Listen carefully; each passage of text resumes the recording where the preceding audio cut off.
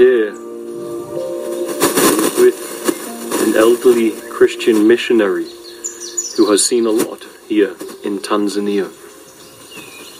And I was explaining how, following a sequence of visions and nudges from Spirit, I managed to bring myself out of a situation that could have resulted in harm and violence. And as I told her, she said, sometimes with Christ, all you have to do is breathe. And this is something that I have tried to communicate. And with this video, I want to connect you all to that power, that source code access, the programmer that overwrites all things, the fallen programmer, the demonic, the fallen ones. They too are writing codes into reality, codes of manifestation, of creation. And we must harmonically attune from a 3D base to the source code programmer and rewrite reality. But interestingly, in religion, in Christianity, many people, they lose track of this. For what they don't recognize is that before the advent of thought, before the advent of speech and language, before the advent of humanity using words to point at the sacred, or the Christ, or the highest of high, was still present. It was still present, it was tangible, it was felt, it was known, it was moving throughout reality. But there were no words and labels as yet to point at it, to hold on to it. And yet it was still here. And so to channel into this 3D realm the power of Christ, the wisdom, the love of Christ, we must transcend to the source that existed before thought, language, and memory. Thought, language, and memory came after. And we must learn the ancient way to open up so as the vessel we are, through the choice of free will, embraces that the vessel can be overtaken and animated by the Christ, by the source code programmer. Inside this reality, there are those two paths. There is the human intelligence animated by the connection to the space beyond thought and language. And there you will find the Christ. Excuse me. The Christ waits for us there to expand our hearts, to make us grow in compassion, empathy, to animate our intelligence, to allow us to connect to the all-knowingness of Creator and make choices that have the flavor, the interference with the wisdom of the all-knowingness of Creator, which is born through the human vessel intuitively. The other path is the one that is most common, where humanity becomes deranged from thinking about thought and nothing else. We build images of who we are in thought. We label the world with thought. And then we try to function from that created space of thought and language. And there the power of the Christ is not whole. It's not full, for it's refracted by the power of your words and your thoughts into various reduced avenues.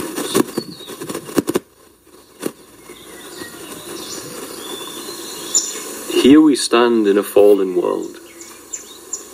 A world where suffering is being harnessed as a preferred drug fuel source for a fallen species. A collection, I'm going to say, of fallen species. They are all governed and orchestrated by one meticulous planner that is setting forth the enslavement of humanity as it has. We ourselves are a slave species. The hardware within us that generates an image of who we are in thought disconnects the soul awareness entombed in that enslaved body away from the reality of its allness and with it its power in Christ. The hardware that was brought into humanity in the fall means that our soul awareness, the true us, enters the body, goes into the hardware builds an illusion of a self, and the illusion of a self becomes the operating system by which we function in this world. That operating system, the fallen operating system, the dualistic one, it cannot feel the presence of God. The supernatural presence and love of God is absent in that hardware. And as it is absent in that hardware, we begin to, with the longing from deep inside, seek God through the hardware. And yet, as soon as that hardware is activated within you, the frequencies of God are separated. That is why you cannot pursue God without humility. Humility is what? Humility is the absence of the hardware that generates the image of self. In that space, the vessel returns to this moment in the same manner a tree and a bird has no hardware separating it from the flow of Creator's heart. And we re-enter that flow of creation. And we surrender to the will of the Creator and just say to it, this body belongs to that. And even the one that may say the body belongs to that is absent. It is a silent surrender. It is the absence of a character that feels it owns the body to surrender it to God that the surrender ignites and takes place. There is humility, and God can only guide the humble. Those where the hardware is absent, where it's not firing, where it's not telling you that you are a nationality, a John, whatever other spiritual paraphernalia, religious paraphernalia you're putting on yourself. So long as that hardware is activated and telling you that you are something other than a unified child of the Almighty, which is known without words, for the hardware that brought in words and language is after the fact of man's connection. Let's imagine in Eden they had no words and it was all done intuitively through the connection of the heart. And the fallen state brings in the introduction of the hardware that makes us label everything and segregate everything. And as we do that, we grow in distance between ourselves and the wisdom and the light and the guidance of the Christ. Now the hardware will take even your relationship with Christ and build an image of self. But again, so long as the hardware is active, the love is not known. For the hardware refracts it, moves it around in different directions. And so when the hardware is put to sleep, the love can manifest through you, and that love is a power, it's a force, it's not an emotion, it's not an attachment, and it is beyond what the world has to offer you. It is beyond the refracted states of energy that the hardware brings you into. In that space, where the hardware that builds an image of a meanness is not, in that space where we connect with the Christ, as we did prior to the introduction in reality of words and language. And we no longer try to contain it and verbalize it and label it and hold it and own it. Rather, we bathe in its presence, in its love. In that space, the supernatural power of man wakes up. The supernatural ability of man is born. For as he was in this world, so are you, John 1. As Jesus was, he had supernatural power. Where is yours? Where is mine? I have seen it now in my life. I know I have it. I know that that supernatural power exists. I know that it's true that those who truly let go of the hardware and return back to spirit, or let go of the flesh, as Jesus said, and return back to spirit, those that overcome the world and reunite in harmonic attunement, plug themselves into the highest dimension, For they've overcome the world, they've overcome the slave technology of the body, and in that elevated state, they reach to the highest of high and open a channel whereby which the highest of high's creation codes can re-enter the fallen reality and start to mask to right over the top of the fallen codes. There you will cast out the demons that have power over man if they exist within the hardware. Within the hardware, your frequency is distorted. They can control you there, for you are caught in a place where you don't see reality, you see thought. And without thought, reality is born into your senses and you become lovingly aware of the whole broad picture. It expands around you. When that attunement takes place, and that attunement is not simple, and once you reach it, you don't stay there effortlessly. But once it does, you begin to come to a reality where the source code is sending from upstream in the river of light and code into this reality. Codes of creation and programs of creation that will take hold in the 3D. And when they take hold in the 3D, the fallen programmer that is of a lesser frequency level, further down in the river of light, we can say, that which creates from knowledge and with it ignorance, not all-knowingness. Its codes do not take hold with those codes. It's why those who truly align in the Christ power can heal the sick. It's why they can create from a space of love that says, I'm going to create this, but I need, want, and expect nothing in return for the image of me in the hardware as I do. This is the love of Christ. And it's accessed not through attachment to religious images, not through attachment to spiritual images, not through attachment to nationalities, not even through attachment to relationship, to your children, to your wife, to your husband. It is accessed, as Jesus said, unless you hate your mother, your father, etc. It's meaning that the hardware's attachment of the energy of the cosmos's love into relationship will diminish and become the enemy of the power of Christ inside man's body.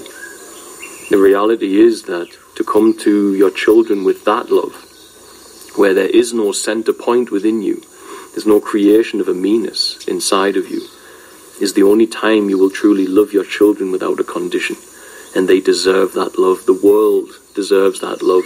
It is the love of God, and you must open up to allow the love of God into this world.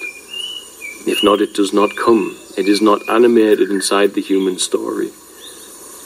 And you may argue that you love your children without condition, but it's not true. Your condition is relationship, and that love, however beautiful and pure it can be, is distorted. It's not the healing power of the Christ energy, and the healing power of the Christ energy is the highest love. Here, doing what we are doing, without that Christ energy, nothing would be happening. Nothing. It is the architect of it all. It is the one that gave birth to all of the ideas of what we are doing. It is the one that has given the vision to this human sitting here talking, and the training the last decade to solve the problem for the invisible children of Tanzania and the whole of continent of Africa and the world beyond. Those invisible, suffering little beings caught in a fallen world where the light really cannot access them. And it can only access them if humanity is not endlessly distracted by the pursuits of the world and entertainment and the distraction of that, and returns back to the space where the human organisms we are, the soul awareness within, say to the Creator, Thy will be done. This body is yours, come what may. And when you enter that space and you hold that power of Christ, it will be difficult. Your legs will shake. You will bleed. You will sweat. Your heart will be broken into pieces, potentially every single week, sometimes it feels like. And you, in that retrospect, as it says in Christianity, will take up your cross. It will say in the scripture that you were crucified with him, and the image of that suffering somehow in the fallen world, if you look at the stories of missionaries, of saints, of those who choose a love that says, to love my fellow man is of more value than self-preservation, for I wish to awaken this fallen world into the presence of the Christ love that I know. In the fallen world, you will be enveloped by darkness. And as that darkness sits heavy around you, it's important to look around if it looks so dark and recognize if everything appears dark, maybe it's because you are the light. If the world appears dark, you are the light. Let the light out. Conquer your fear. Fear will not allow you to let the light out. And fear is what? It's the hardware that you are afflicted with. All fear is simply a thought. No matter what the details are, no matter what the notions are, no matter what the hardware is forcing you to imagine, to derail you from the walk of faith, to say that you are the only one who can protect the children that God entrusted you to raise. They are not ours, they are God's. And I see that with clarity here, for I have been blessed to raise children that are biologically not my own. But the reality is they are borrowed from Creator. And we must move into that space of faith. We must come into that place and allow that true love to access the lives of our children. Not a distorted love, because in that distorted love you will infect them with your fear and with the hardware of the fallen state. Doing what we are here. Forgive the noise. Doing what we are here. I have seen endlessly that the fallen world will come against those who choose that love. It will make you sick. It will have people betray you. It will come after your life. It may even murder, as I have witnessed with dear friends of mine. 2 of them were murdered by the fallen. Manifestations in the world that just made no sense, placed upon people who lived in the notion that love of another and bringing up this world into the light of Christ was of higher value than self-preservation. And I believe upon that road with all of my heart. I believe upon that 100%. It is of little consequence for the life I live. Self-preservation matters to get the vision into place. But if self-preservation became the top priority, I would have quit long ago. I would be relaxing on the beach. I would be relaxing in the clubs, socializing. I would be dining out every day. I would be worrying more about my appearance and the aesthetics of my body. I certainly wouldn't have continued in illness, etc., to fight for what I had seen during my long fast in the instance of this human sitting here talking, that I had been lured into a world that really didn't have true value compared to the eternal space that I accessed when I overcame the world. The programs of the world, the hunger, the lusts of the flesh. During that long fast, I saw through all of them as just a pittance in comparison to the allness of transcending it. We are here, and we have a choice to live out 90 years without ever stepping into the battle. And the world will happily entertain you and distract you for that whole period of your life. But I believe that on that day where you leave your body, and you look back and you see the suffering of the world, and you see those that you could have reached but didn't, because you were not fulfilled within with the love of Christ, for you never managed to allow the hardware to go to sleep. And you see the suffering around you of the supernatural power to heal, to cast out the tormenting energies that surround us and access people.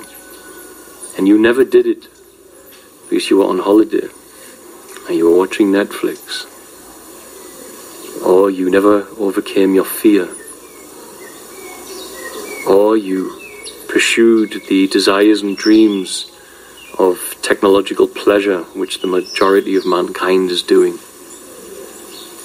I am certain that you will, from the state of no distortion of the hardware that builds itself, regret that. You will regret that road. There's nothing wrong with building your material abundance. There's nothing wrong with pursuing the road of success in the world.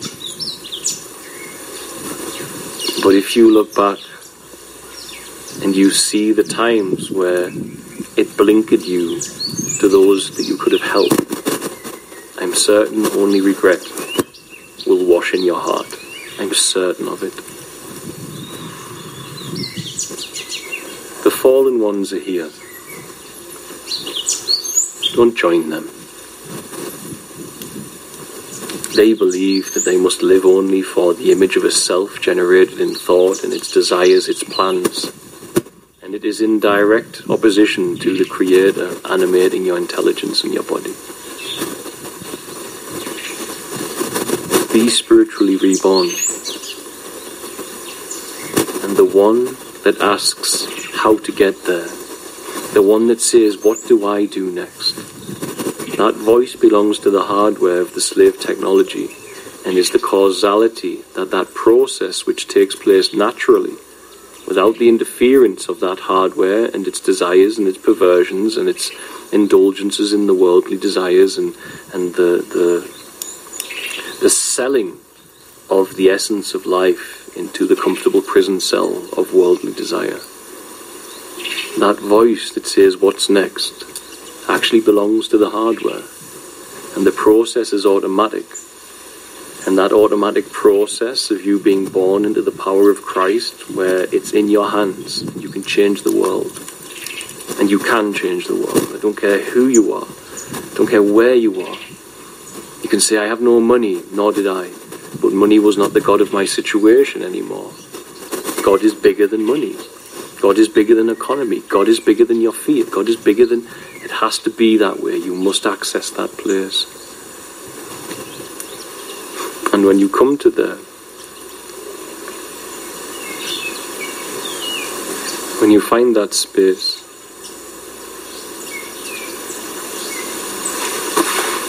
you become unstoppable. And the enemy will fear you. For you have unplugged from the matrix of slavery. And Satan only fears that. It only fears those who put the hardware in sleep mode. For they are the Christ walking among humanity. They are the power of God inside the fallen matrix. And they are unpredictable. They are uncontrollable. And they are more powerful than the fallen.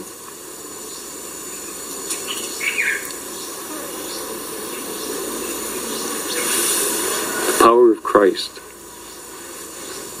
it's yours. It's there. It's in you. And you're not going to let it rip. You're not going to let it burst out into the world through thought. Only through the understanding that Christ was present before thought had a word for it will that power light up your intelligence and your body, and will the supernatural carry through you and build wondrous, miraculous and compassionate things in the name of God and God alone. And you will pray and it will be answered. And you will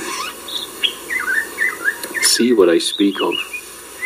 You will look back upon the world and say, what a meaningless folly they've got most of us dragged into here, pursuing these dead-end traps of pleasure that will never ever allow the vitality within us to be built up enough that the intelligence can be animated by the frequency of the source code programmer, the Christ. And when you connect to the source code, you bring into this world a certain power, a magic. And that whole process of the hardware going to sleep is grace. It's not earned by the hardware in its doing this. It's grace. And then when you enter the space without the hardware, you are lovingly aware of all things, and you simply follow the guidance of the Creator. You don't plan, you don't scheme, you don't analyze, you don't teach people how to self-improve. It's all a big deception and trap. You connect to the Spirit. Through grace, the hardware goes to sleep, and you follow it blindly with all of your heart and will, with a state of loving awareness, not tension. And that's the walk of faith.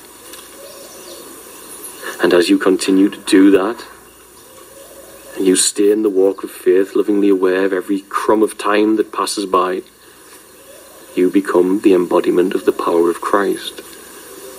And greater works than He you will do, for He will have gone to the Father. Jesus said that. Are your works greater than His yet? Are you even on a road where it's a potential that your works may be greater than His? Or are you still caught in a religious ego that says, how dare you say your works will be greater than Jesus, when Jesus Himself said it's possible, said it will be so? Not because of the power of an image that you label with thought of a John, an Englishman, or whatever you're labeling, but because the power of Christ can move through the human organism sitting here speaking that formerly I misidentified as those things, and can only move there when the hardware of the slave tech, which desperately wants to build an image of a meanness, is absent. And there, decision and movement become one, and Christ takes the life in the body, and the power of Christ is made manifest in the shape and form that you once identified with as your personal history. It's very hard to point at it with words, but I continue to do the level best that I can to make it so. I will leave it there. I love you all.